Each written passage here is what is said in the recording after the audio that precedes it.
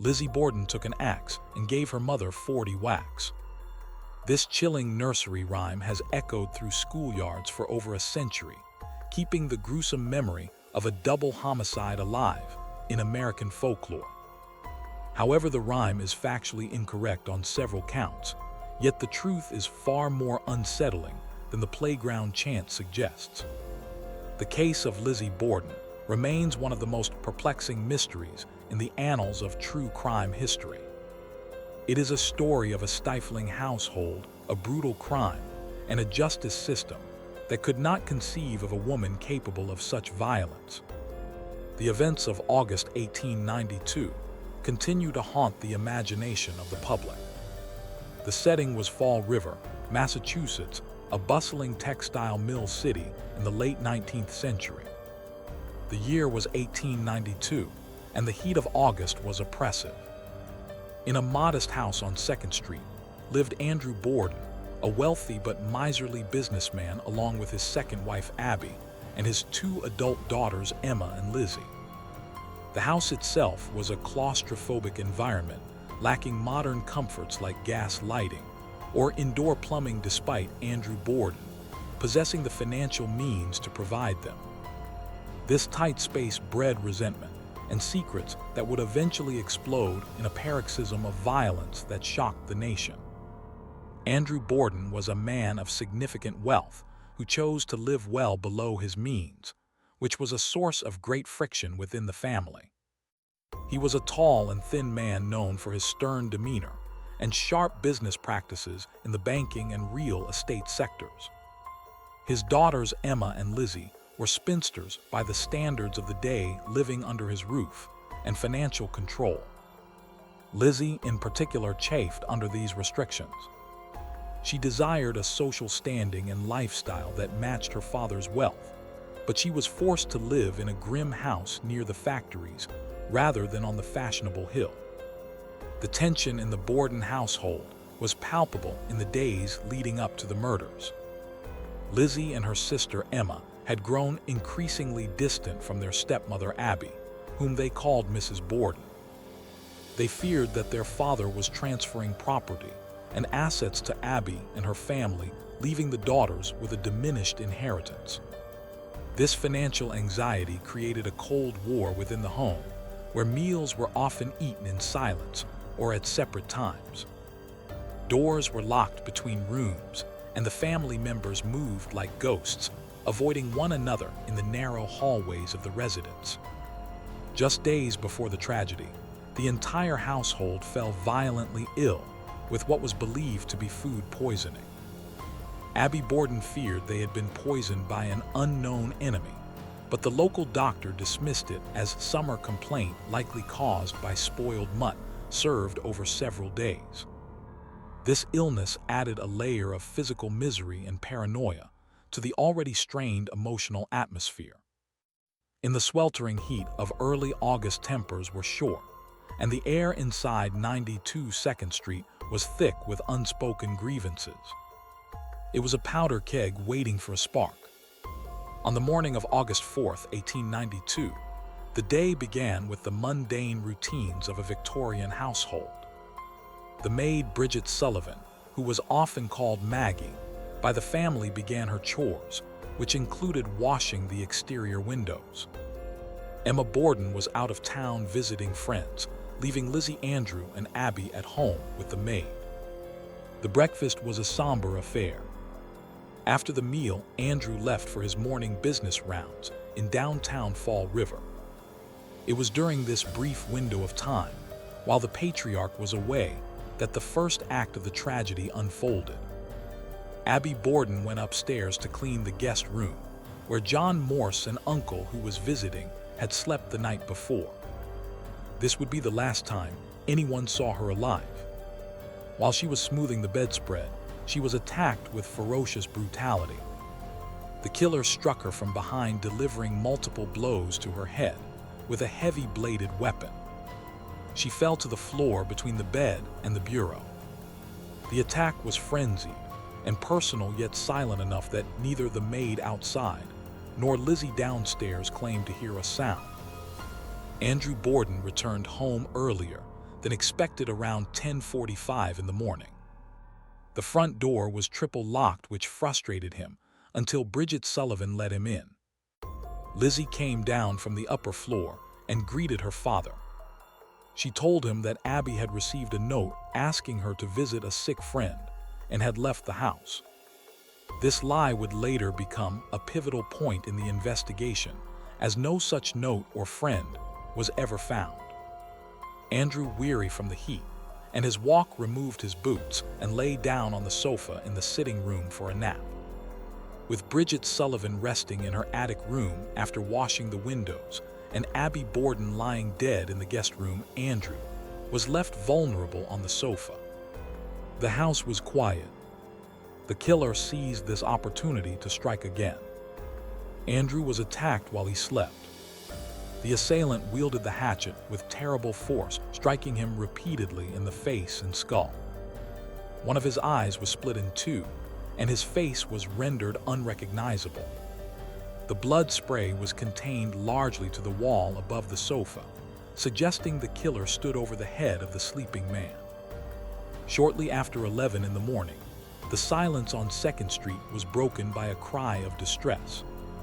Lizzie shouted for the maid, telling her to come down quickly because father was dead.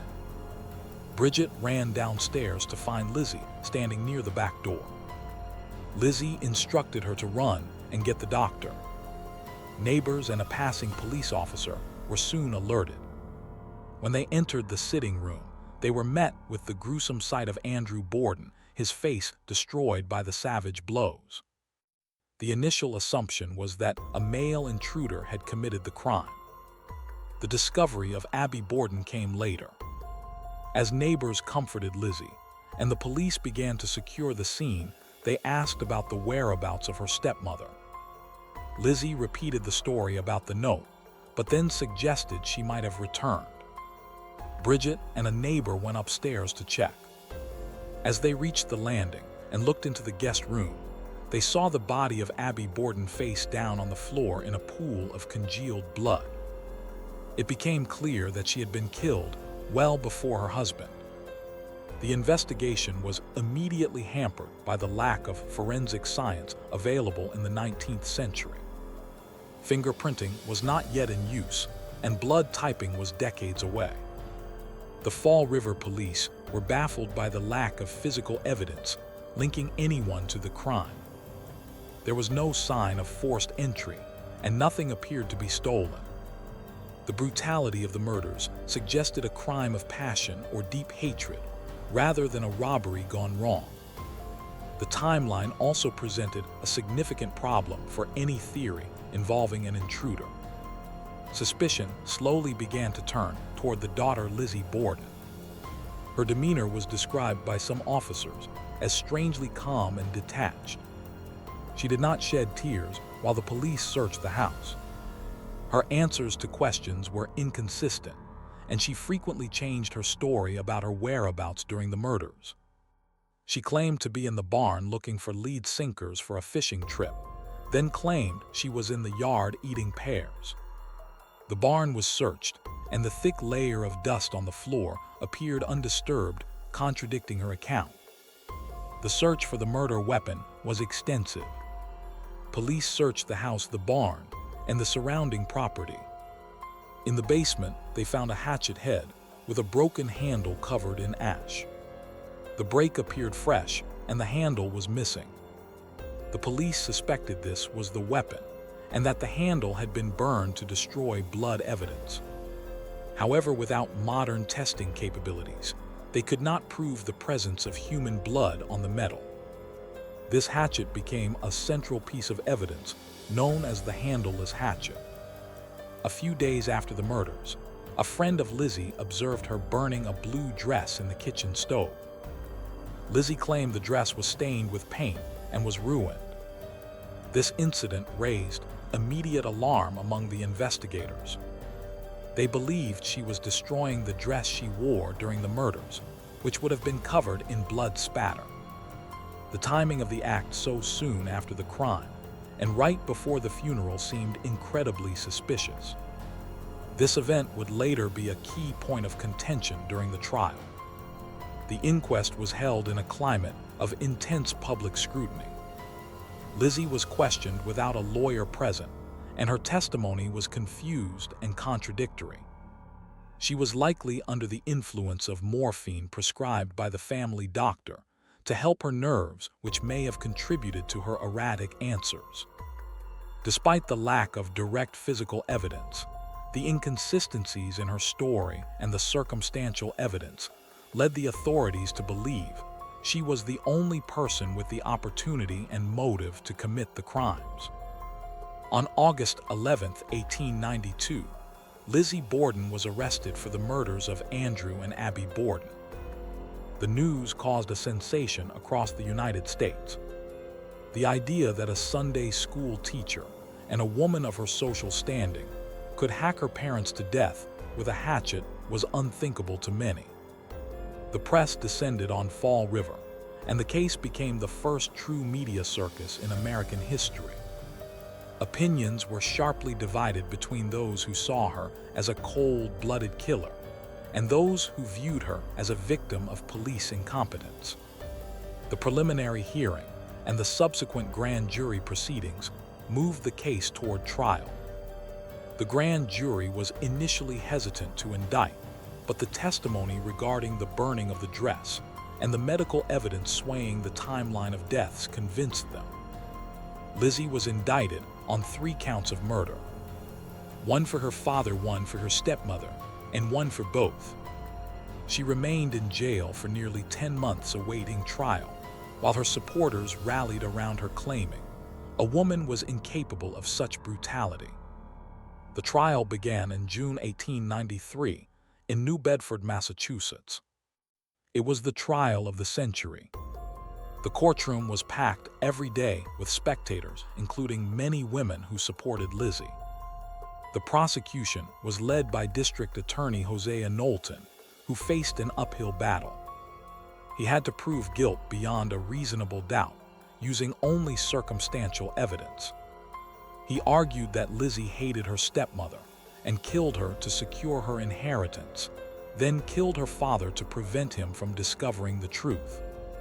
The defense team was led by George Robinson, the former governor of Massachusetts. He was a skilled orator and a commanding presence in the courtroom. Robinson systematically dismantled the prosecution case. He emphasized the lack of blood on Lizzie immediately after the murders. He argued that it would have been impossible for her to kill 2 people so violently and then appear clean and composed minutes later, without a single drop of blood on her clothes or hair. One of the most dramatic moments of the trial involved the skulls of the victims. The prosecution brought the actual skulls of Andrew and Abby Borden into the courtroom to demonstrate the wounds.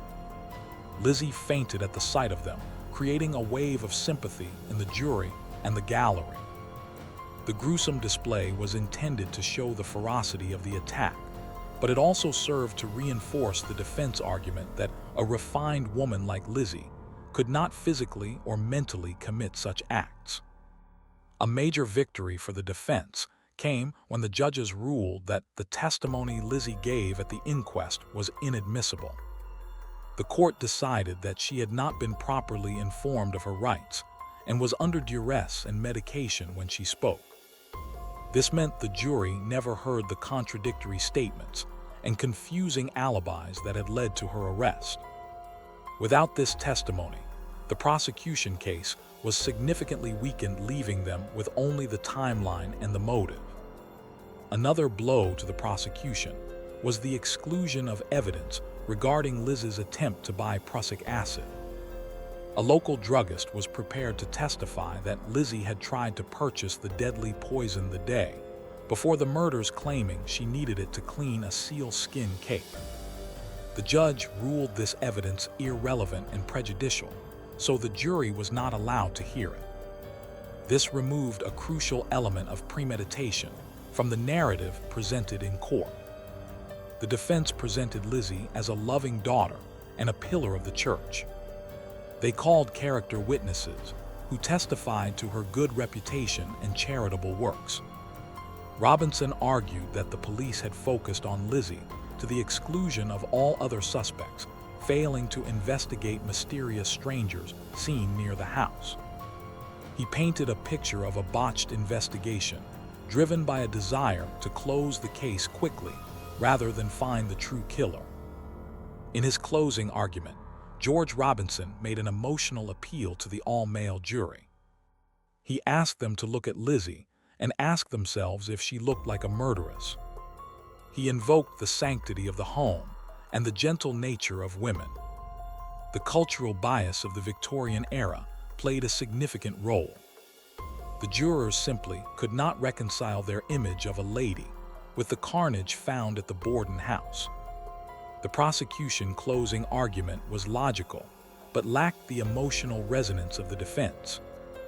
On June 20, 1893, the jury retired to deliberate. They returned just over an hour later. The verdict was not guilty. The courtroom erupted in cheers. Lizzie Borden collapsed into her chair with relief. The press hailed the verdict as a triumph of justice. For a brief moment, Lizzie was the darling of the public, a wronged woman who had been vindicated by the legal system. However, the public opinion shifted rapidly after the trial. While she was legally cleared, the people of Fall River remained suspicious. The question remained that if Lizzie did not do it, then who did? No other suspect was ever seriously investigated or charged. The sheer impossibility of an intruder entering the house, killing 2 people with a hatchet, and leaving without being seen by the maid or neighbors seemed to point back to someone inside the house. Lizzie and her sister Emma inherited a substantial fortune from their father. They bought a large grand house on the hill in the fashionable district of Fall River, which Lizzie named Maplecroft. She attempted to enter the high society she had always craved, but she was largely ostracized. The elite of Fall River refused to associate with her. She became a prisoner of her own notoriety, living in a gilded cage, surrounded by servants and silence. Over the years, the relationship between Lizzie and Emma deteriorated. In 1905, Emma abruptly moved out of Maplecroft, and the 2 sisters never spoke again. The reason for their estrangement was never made public, but rumors suggested it was related to the murders or Liz's lifestyle. Lizzie lived out the rest of her life in relative isolation, finding companionship mostly with traveling theater actors and animals. She was a woman marked by the shadow of the axe. Lizzie Borden died of pneumonia in 1927 at the age of 66. She took her secrets to the grave. Ironically, her sister Emma died just 9 days later in a different city. They were buried side by side in the family plot in Oak Grove Cemetery, alongside the father and stepmother who had been so brutally murdered. The family was reunited, in death bound together forever by the tragedy that had defined their lives. The theories about the case continue to multiply. Some believe Bridget the maid was the killer, or at least an accomplice. Others suggest an illegitimate son of Andrew Borden committed the crime. There are theories that Lizzie committed the murders in a fugue state during an epileptic seizure. Yet every theory eventually runs into contradictory evidence. The timeline remains the most stubborn puzzle piece that refuses to fit perfectly into any narrative other than one involving Lizzie. Today, the Borden house on 2nd Street is a bed and breakfast and a museum. Visitors can sleep in the room where Abby was killed and sit in the parlor where Andrew met his end. The fascination with the case has never waned. It represents the dark underbelly of the Victorian facade, proving that behind the lace curtains and locked doors of respectability, terrible violence can lurk. The handleless hatchet sits in a museum, a silent witness to a crime that has no final answer. The legacy of Lizzie Borden is not just a nursery rhyme, but a testament to the enduring power of an unsolved mystery. Was she a cold-blooded sociopath who outsmarted the law, or was she an innocent victim of circumstance and a rush to judgment? The truth lies buried in the past, beyond the reach of modern forensics or historical review. We are left only with the haunting image of a woman standing at the top of the stairs, while the world wonders what she really saw and what she really did. Ultimately, the case of Lizzie Borden and the axe serves as a grim reminder of the unknowable nature of the human heart. It challenges us to question how well we know those closest to us.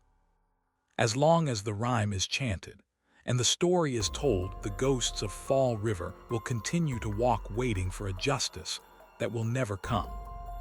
The 40 whacks may have been a myth, but the horror was very real.